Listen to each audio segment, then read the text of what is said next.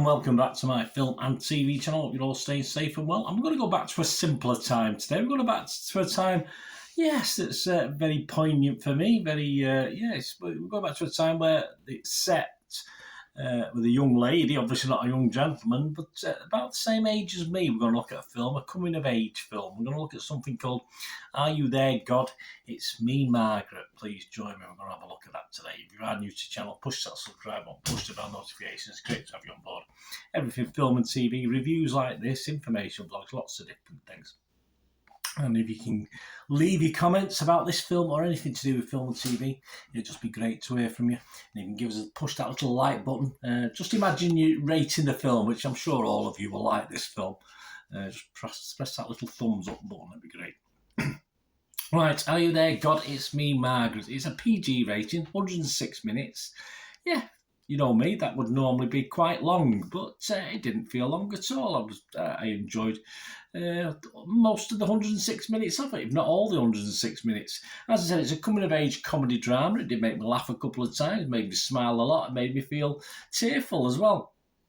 It's produced, written for the screen and directed by Kelly Fremon Craig, and it's based on the 1970 novel, and it's all set in 1970 as well, so no bells and whistles with this one, of the same name by Judy Blume. So if you like that, back in 50 odd years ago, have you read that? But it's a tale that still stands up now, coming of age tale that's still very, very specific to this time as well, not just 53 years ago. The film stars Abby Ryder Forston, excellent in this as the title character, and also starring got Rachel McAdams, one of my favourites, Ellie Graham, Benny Safdie, and Kathy Bates, yes, another one of my favourites.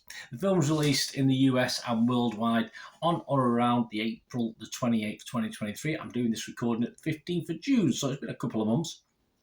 15th of June 2023. So any scores or comments, because I give you other people's opinions, not just about me, it's what other people are thinking. I just give you a little bit, my little two pennyworth as well, but it's nice to know what other people are thinking. So on that basis, what are the public thinking? Well, Internet Movie Database, as I'm recording this, 7.6 out of 10. That's based on 6,500 scores and reviews, almost.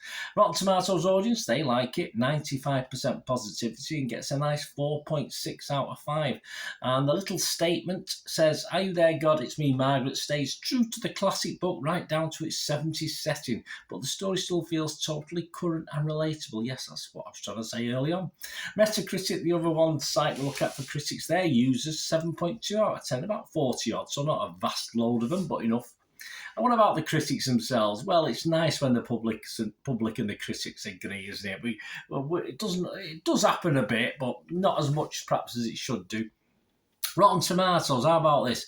184 critics, 99% positivity. Unbelievable figures. There's only 182 fresh and just 2 rotten, an average rating of 8.4 out of 10. So you don't see many films with that proportion of rotten to fresh on Rotten Tomatoes. Ed Power from the Daily Telegraph here in the UK said, framed in a Polaroid-style 70s haze, the Moody's classic Coke ad meets the Wonder Years. A sugary concoction that goes down perfectly. Well, the Wonder Years was one of my favourites back in the day, and this does it justice. Emma Simmons from the Radio Times, she said, despite the charmingly rendered period setting, the dilemmas remain relevant in what amounts to a big warm hug of a film. I can't argue with that, Emma. I have to agree with you. It made me feel nice at times. The website's consensus, effervescent and refreshingly frank about the travails of puberty, this long-awaited adaptation does full justice to Judy Blume's seminal novel. Yeah, even the games they played, what we used to play in 1970 over here. Of course, this is set in the US, but even the same games. So who'd have thunk it? Metacritic, the other critic site we'll look at, 49 critics, still getting 84 out of 100, so that's pretty good. And its lowest mark was 60. That was Variety's Amy Nicholson, who still said this is an adaptation written and directed by Kelly Fremont Craig, who did The Edge of 17. So if you like The Edge of 17, you've got a chance with this one. Seems uneasy putting funny, flawed and all too realistic Margaret on screen exactly as she is. Well, there you go. It's a book from the 70s, transferred to screen in the 70s, and that's what makes it work, really. But Amy, give it 60, so she liked it anyway. Roger Ebert, Maria E. Gates gave it 88 and said Craig's spin on Bloom's classic is just as exhilarating as her debut film, The Edge of 17. Her deep respect for the foibles of girldom and her emotionally intelligent exploration of prickly family dynamics make her a perfect match for the material and elevates Are You There, God It's Me, Margaret far above most modern films that attempt to tackle similar material. Perhaps it's because, as I said, I'm about the same age.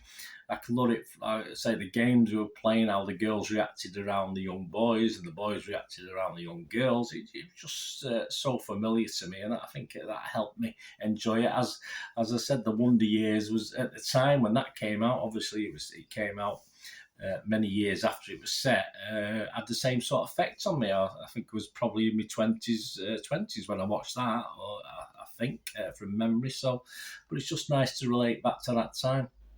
And this is exactly the same with Margaret. I say, all right, there's a big pond between us, the US and the UK, and it's looked at from a female perspective, but I can relate to it, and I did really, really like this a lot.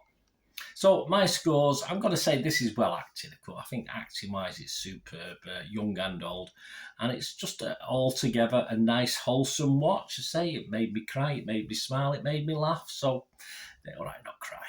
Brought a tear to the eye. I wouldn't say I was blubbing, for sure, but just a nice that little feeling where you think you're gonna cry, but it's just that nice feeling, not a sad feeling, a nice feeling. So obviously, as far as the critic is concerned, I would be fresh on this for Metacritic. Fresh on this for Rotten Tomatoes. I'll be positive on this for Metacritic, and my overall score out of 10, I'm going to give this a very, very healthy 7.5 out of 10. Well worth the watch, guys, if you like a bit of sentimentality and going back in time. Thanks for watching. Until we meet again, I only ask one thing, don't I? Please stay safe, everyone. Bye for now.